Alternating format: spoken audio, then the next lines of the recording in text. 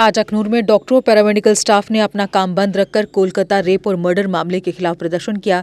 प्रदर्शनकारियों ने कहा कि हमारा एक दिन प्रदर्शन करने से हालात सुधरने वाले नहीं हैं। इसके लिए पूरे समाज को एकजुट होना होगा और अपनी आवाज़ उठानी होगी। उन्होंने सरकार से भी मांग की है कि दोषियों के खिलाफ जल्द कार्रवाई हो और उन्हें जल्द से जल्द फांसी की सजा दी जाए।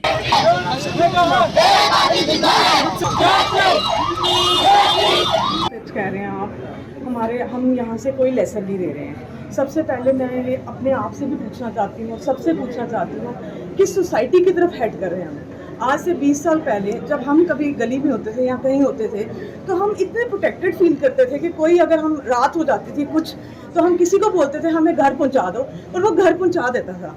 आज हम किसको बोलें? एक लड़की जो 36 घंटे की ड्यूटी दे रही थी मेडिकल लाइन में, एक इतनी वेल एजुकेटेड लड़की, बाकी वर्किंग वुमेन की तो आप बात ही छोड़ो, एक मेडिकल जो है वो क्रीम माना जाता है वहाँ, एक और ऊपर से मेडिकल कॉलेज, यहाँ तो कोई एक पेरिफेरी का हॉस्पिटल नहीं था, एक मेडिकल कॉलेज जहाँ इतना स्टाफ होता है, उसके बावजूद भी उस लड़की का कितनी बर्बरता के साथ कत्ल किया गया, कितना गलत उसके साथ किया गया, कैसे उसके साथ हुआ, सोच के भी उससे घिन आती है और रूह कांप उठती है हमारा ऐसे सोच के कि हमारे बच्चे कहाँ तक सेफ हैं।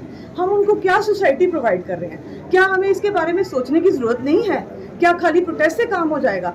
खाली जो हम ये लॉ बनाएंगे उससे काम हो जाएगा? लॉ बनाना बहुत ज़रूरी है, मैं कहती हूँ ये लॉ बनाना ज़रूरी है स्टेट गवर्नमेंट के लिए और सेंट्रल गवर्नमेंट के लिए, कोई एक सख्त लॉ बनाया जाए। पर क्यों हम अपने आप पे कोई लॉ नहीं बनाते?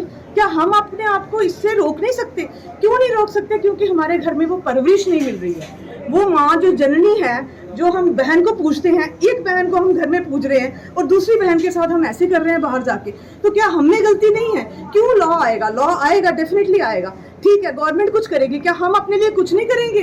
क्या हम अपने आप को 10 मिनट बैठ के ये नहीं सोचेंगे कि हमको कैसे पेश आना है किसी इंसान के साथ? औरत तो छोड़ो, किसी इंसान के साथ पेश आना है। आए दिन कभी होता है डॉक्टर्स के साथ असॉल्ट हो रहा है, कभी किसी गरीब बंदे के साथ हो रहा है, किसी के लिए, किसी को कैटेगरी के लिए हो रहा है, किसी ना किसी जगह कोई किसी इनइक्वालिटी की जगह हम कहाँ जा रहे हैं? हिंदुस्तान कहाँ जा रहा है? हम कौन सी दुनिया में जी रहे हैं? पहले तो होता था कि हमारे हिंदुस्तान में हर बंदे की इज्जत होती थी। क्या हमें वो म्यूचुअल रिस्पेक्ट नहीं सीखनी है किसी ह्यूमन बीइंग के लिए? कुत्तों को हम घर में रख रहे हैं, उनको हम पाल रहे हैं, उनको हम बेड्स पे सुला रहे हैं और इंसानों के साथ हम ये व्यवहार कर रहे हैं, गरीबों के साथ हम ये व्यवहार कर रहे हैं, औरतों के साथ हम ये व्यवहार कर रहे हैं। मैं चाहती हूँ ये आज जो हमारा ये प्रोटेस्ट हुआ है ये तो ज़रूर इसके लिए है ही है। हम एज मेडिकल फ्रेटर्निटी मैं चाहती हूँ कि हमारे जितने भी डॉक्टर्स हैं, बीट मेल्स और फीमेल्स को तो मिलनी ही मिलनी है, बट मेल डॉक्टर्स को भी रोज आए दिन हम सुनते हैं कहीं किसी पेशेंट की डेथ हो गई है और डॉक्टर्स पे असॉल्ट हो रहा है। क्या डॉक्टर चाहता है, कोई भी डॉक्टर चाहता है कि उसका मरीज मरे? वो हमेशा फुल अपनी एफर्ट्स करता है उसको बचाने के लिए, लेकिन अगर कहीं अनफॉर्चुनेटली ऐसा हो जाता है तो मैं ये पब्लिक से भी अपील करती हूँ तो प्लीज़ समझा जाए। हाँ, अगर उसकी नेग्लिजेंस पाई जाती है तो उसके लिए लॉ है, लेकिन आप प्लीज़ उसके साथ ऐसा ना करें। वो बच्चा जो इतनी मुश्किल से पढ़ के उसकी पूरी ज़िंदगी पढ़ने में चली जाती है और बाद में वो लोगों से ऐसे मार खाता है। थोड़े दिन पहले एक SR है, उसका सर फोड़ दिया गया, एक डॉक्टर को जान से, एक पीडियाट्रिशियन को जान से मार दिया गया।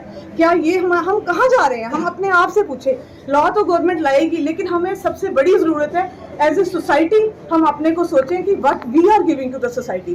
क्या हमारा फ़र्ज़ नहीं बनता कि वो सेफ्टी हम हर एक ह्यूमन बीइंग को प्रोवाइड करें? फीमेल्स को तो है ही है, लेकिन हर ह्यूमन बीइंग को वो सेफ्टी मिलनी चाहिए। और मेरी यही अपील है, ये प्रोटेस्ट हम कर रहे हैं कि हम सबको एज ह्यूमन बीइंग सेफ्टी मिलनी चाहिए और एक लॉ ऐसा प्रोवाइड होना चाहिए कि अगर किसी के साथ भी गलत हो रहा है, बी इट डॉक्टर, बी एक कोई लेबरर किसी के साथ गलत हो रहा है, तो उसके लिए एक ऐसा लॉ बनाया जाए कि जहाँ पे लोग ये करने से डरें और हम अपने घरों में अपने बच्चों को ये परवरिश दें।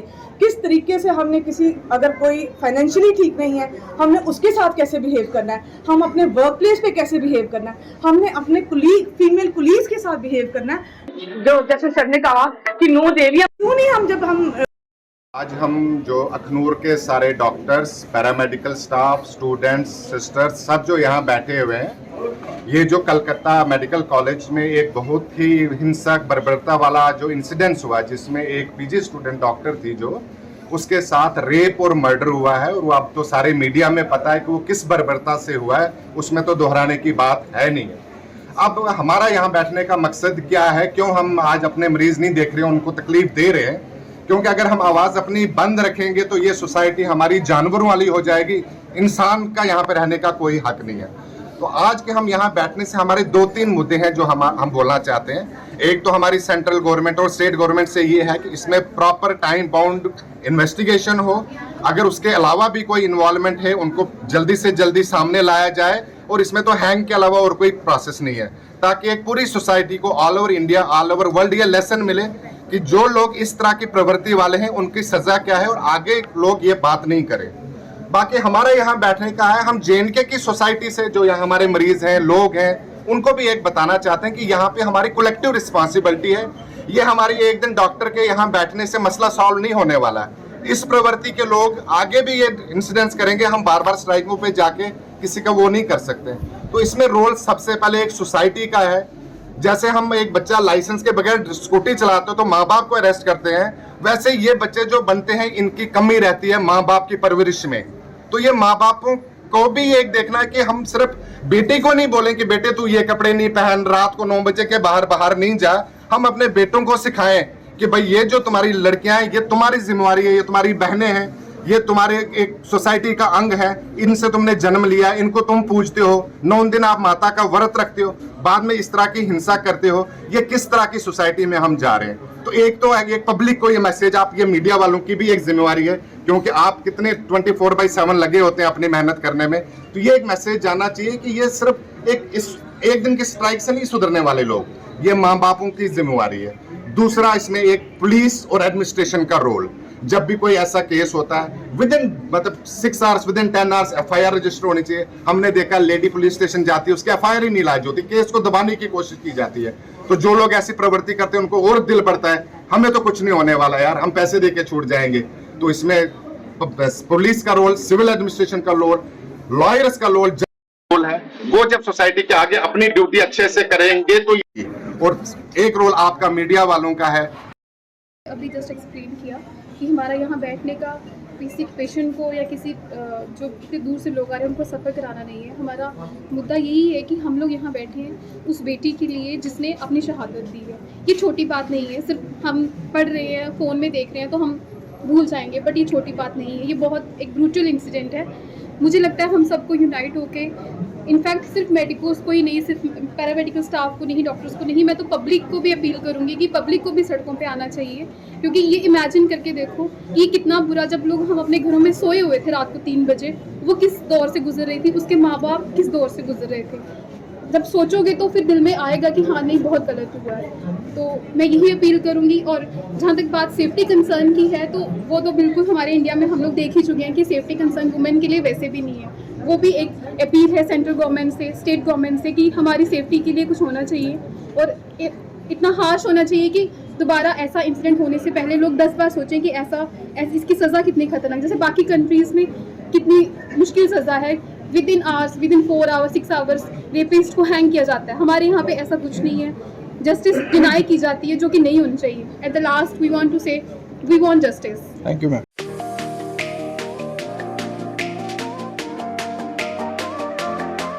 अब आ गया है EVCO, एक ऐसा L5 इलेक्ट्रिक ऑटो जो करेगा आपकी हर समस्या का समाधान और देगा हर ऑटो को मत। जी हाँ, E-राइड है एक ऐसा इलेक्ट्रिक ऑटो जिसमें ड्राइवर सहित 7 लोगों के आराम से बैठने की जगह है, जबकि 6 सवारी बिठाना भी है अलाउड। 10,000 वॉट की पावरफुल मोटर चढ़ जाएगी खड़ी चढ़ाई। 17 किलोवाट की 230 AH की बैटरी देती है 150 किलोमीटर से भी अधिक की माइलेज, वो भी 3 साल की वारंटी के साथ, क्योंकि इसमें लगा है एडवांस बैटरी मैनेजमेंट सिस्टम। जबकि बैटरी चार्ज करने के लिए है एक इजी होम चार्जर। उबड़ खाबड़ सड़कों के लिए मजबूत शॉकर, सस्पेंशन व बड़े टायर। चोरी से बचाव के लिए इसमें लगा है GPS सिस्टम, डिजिटल डिस्प्ले, मजबूत मेटल बॉडी के साथ। मैदानी इलाकों में चलने के लिए है इको मोड, जबकि पहाड़ी इलाकों में चलने के लिए है पावर मोड। E-राइड में है चमकदार इंडिकेटर और तेज रोशनी की हेडलाइट। इसमें आपको मिलेगा inbuilt mobile charger, fire instrument, first aid kit और दमदार ब्रेकिंग सिस्टम भी। यानी अब सभी इलेक्ट्रिक ऑटो से E-राइड है सबसे अधिक दमदार व पावरफुल, और ये मात्र पैसेंजर में ही नहीं बल्कि कार्गो में भी उपलब्ध है, वो भी अधिक स्पेस के साथ, जिसे कहा जाता है छोटा हाथी।